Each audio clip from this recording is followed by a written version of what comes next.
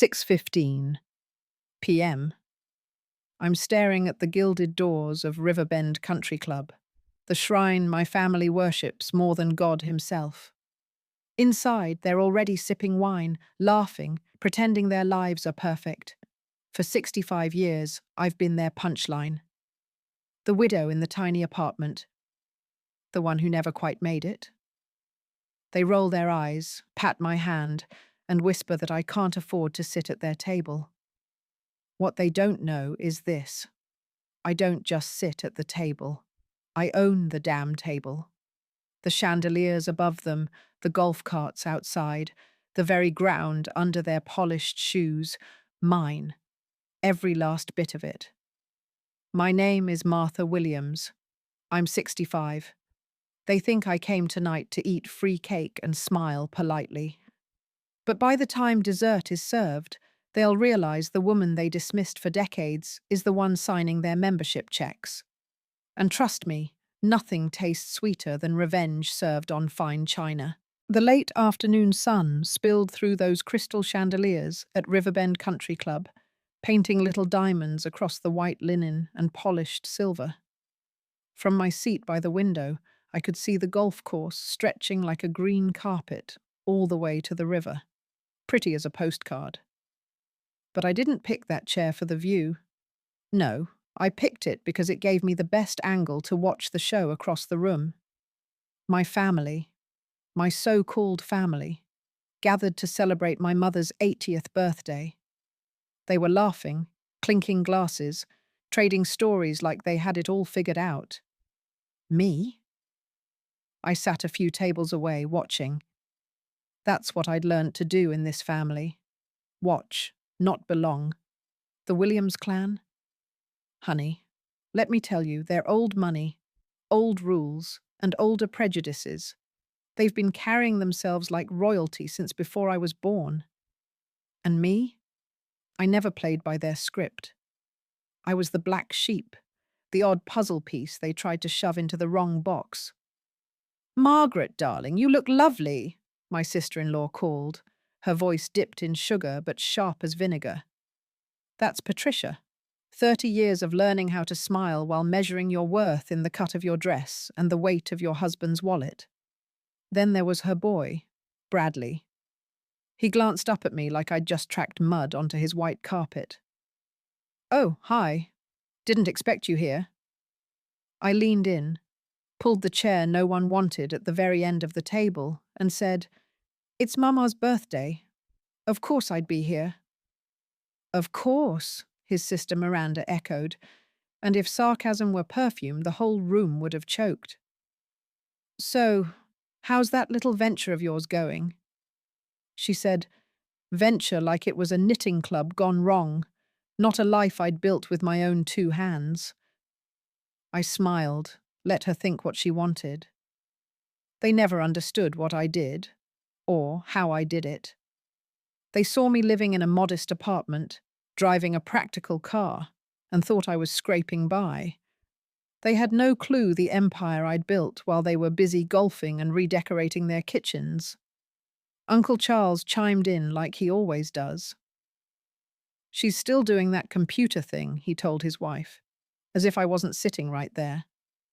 His Margaret gave me that polite smile, same one you give the grocery clerk who bags your milk wrong. Then Mama, my sweet Mama, the guest of honor, looked at me with her warm eyes. "Tell us about your travels, dear. Patricia said you were in Asia again." "I was," I said. "Singapore? Tokyo. Working." "Still freelancing?" Bradley leaned in, smirk ready.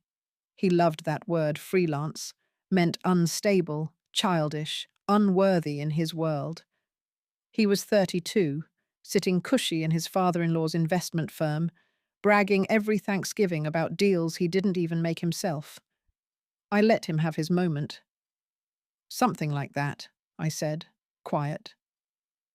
They moved on to safer topics: Miranda's charity gala, Charles's golf game, Patricia's latest interior designer.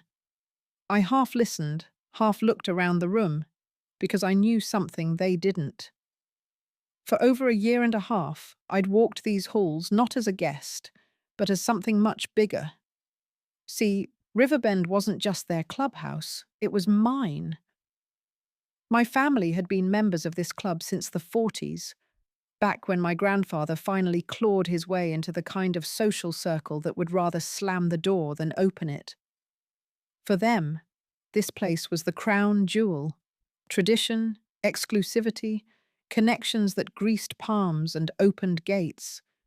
Funny thing is, for the last year and a half, the crown jewel has belonged to me. But they didn't know that. Not yet. Mama leaned over with a smile. Bless her heart. The salmon's excellent today, darling. You should try it. I'll just have the salad, I said. Not because of money, but of course the table assumed exactly that. Miranda pounced. Still pinching pennies, huh? Must be hard without steady income.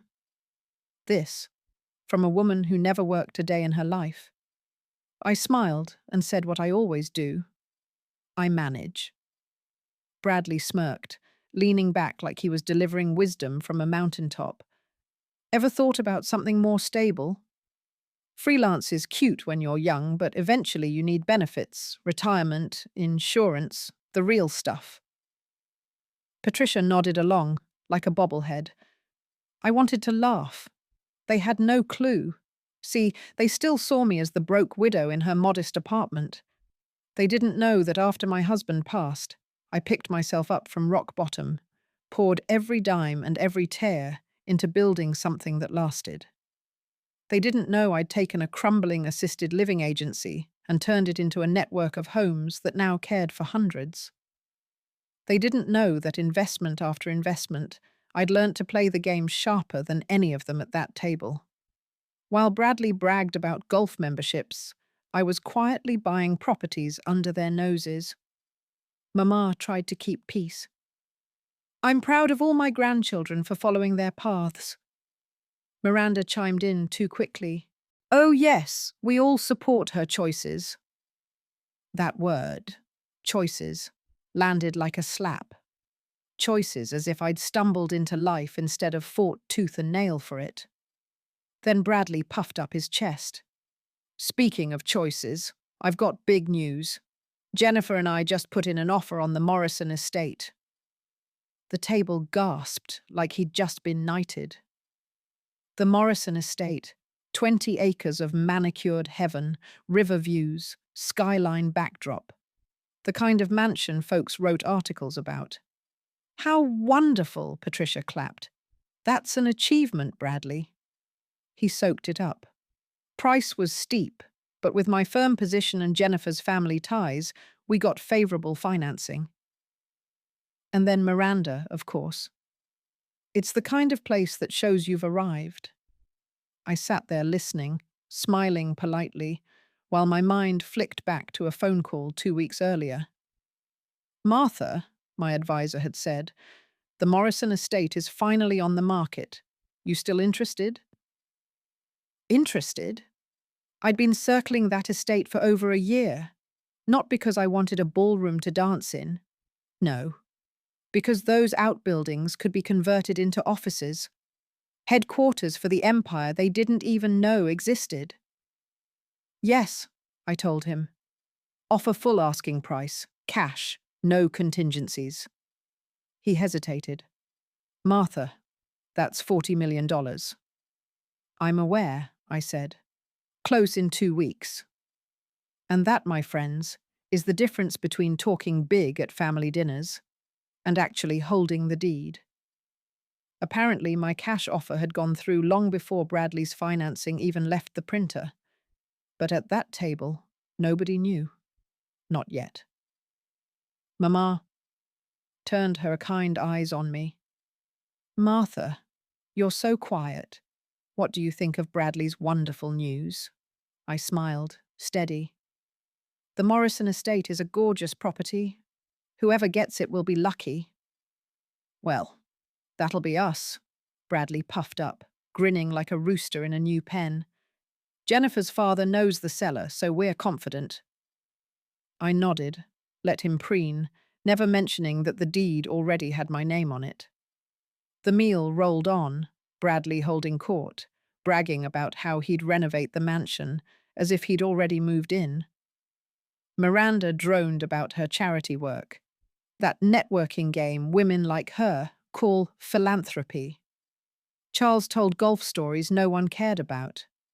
Patricia bragged about her cruise, and not one of them asked me a single thing about my life, my work, my travels.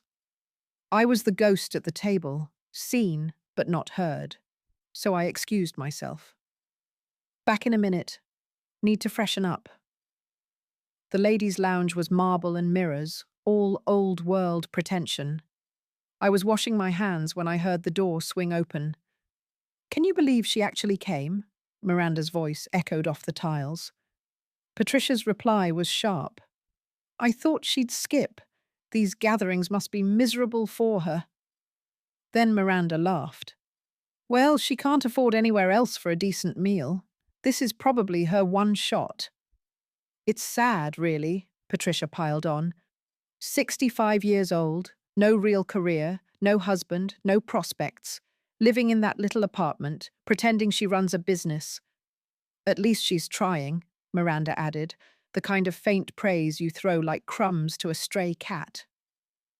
I cleared my throat. The sound cracked the air. They froze, turned, saw me standing there, water dripping from my hands. Their faces went scarlet. "Martha, oh, we were just having a private conversation," Patricia stammered. I dried my hands, slow, steady. "I understand." I walked toward the door, but Miranda called after me, voice half sweet, half sour. "You know we support you, right? We're family, we want you to succeed." I turned, looked them square in the eye. Their guilt sat heavy, but the condescension still lingered. "I know exactly what you want," I said quietly. Then I left them staring at the mirrors they loved so much. Back in the dining room, dessert had been served. Mama's favourite, rich chocolate cake. She smiled warmly as I sat. "Martha, I ordered you a slice. I know it's your favourite too." And for a moment, despite the daggers from across the table, I felt truly seen. Mama leaned close, her voice soft. "When will you be travelling again, Martha? I worry about you being gone so much." "London next month," I said. "Berlin in the spring." Charles squinted, trying to sound curious, but really just baffled. "More consulting?" "Yes," I answered, steady. "We're expanding our European operations." That one word, "we," hung in the air like a spark. Bradley caught it. "We? As in company?" I nodded. "Williams Solutions." Miranda, still stinging from the bathroom fiasco, leaned in. "I thought you were freelancing." "I was, at first." I let the silence stretch before adding, "But it's grown." "How grown?" Bradley asked. And for the first time that day, I heard something new in his voice. Curiosity. Before I could answer, the club's general manager, Robert, walked up, polished as always, with that professional smile. "Good afternoon, everyone. I trust you're enjoying Mrs. Williams's birthday." Mama nodded politely. "It's been wonderful, Robert. Please thank the chef." "Of course." Then he turned to me. "Mrs. Williams, the quarterly reports you requested are ready. Shall I send them to your usual table?"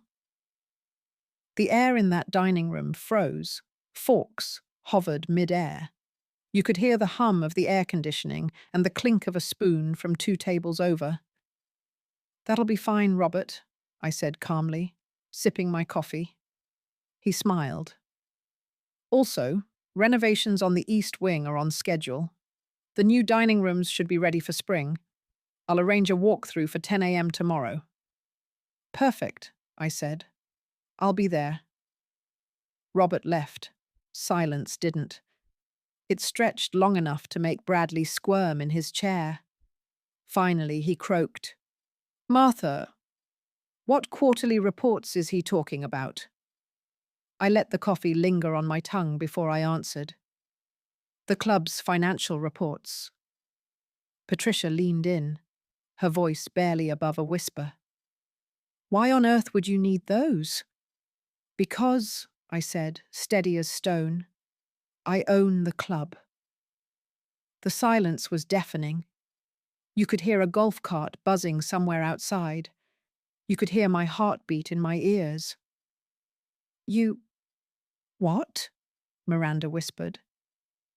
I own Riverbend Country Club, I repeated. Bought it 18 months ago when the old owners decided to sell. Bradley's jaw opened and closed like a fish gasping for air. You bought the real estate, the clubhouse, the course, all of it. All of it, I confirmed. It's been one of my company's best investments. Charles looked at me like I'd sprouted a second head. Your company owns the country club. Among other things, we've been diversifying into hospitality and real estate. Patricia's face drained. How much? She whispered. 68 million, I said, plus another 12 million in renovations. That's when Mama laughed. God bless her. A warm, delighted laugh that broke the tension like glass shattering. Her eyes twinkled. Martha, dear, I think you've been keeping secrets from us. Just a few, I admitted. A few? Bradley nearly choked. You own an $80 million club and you call that a few secrets? I smiled. The club is just one asset. Williams Solutions has a diversified portfolio. Charles swallowed hard. How diversified? He asked, though by his face, I don't think he wanted the answer. I pulled out my phone and scrolled to the summary report my CFO had sent that morning. My voice stayed steady. Currently, Williams Solutions holds between 2.4 and 4 billion in assets, 847 employees, 6 countries, last year's revenue, 340 million. The silence at that table wasn't just silence. It was a funeral hush. Miranda finally whispered, You're a billionaire. On paper, I said. Most of it's tied up in the businesses and properties, like the Morrison estate. Bradley's face went pale, then red, then grey. Wait, you closed on Morrison? I nodded. Last week. It'll be our North American headquarters. You bought it out from under me, he stammered. I made a better offer, I said gently. Full asking price. Cash, no contingencies. In business, that usually wins. His voice rose, almost breaking. But you let me brag through the whole meal. You let me tell everyone I was moving in, when you already owned it. I leaned in, calm. You didn't ask if I knew anything about it, and I wasn't about to ruin Mama's birthday with drama. Patricia shook her head, eyes wide. All this time. We thought you were barely making it. We thought you needed help. I know what you thought, I said. I heard you in the lounge earlier, whispering about my little apartment and my so-called struggle. Miranda's face burned red. Martha, I'm sorry. We had no idea you were successful, I cut in. No, you didn't, because you never asked. You assumed. You saw my modest car, my small home, and you wrote a story about me that was easier for you to believe. Charles, honest in his confusion, finally asked, But why? Why live so small if you can live anywhere? Because I don't need a mansion, I said. I travel half the year. When I'm home, I want peace, not a palace to dust. And the car, it's reliable. I don't need a badge on wheels to prove anything. Across the table, Mama was still smiling, her eyes sparkling with mischief. She was loving every second of this. Martha, darling, she laughed.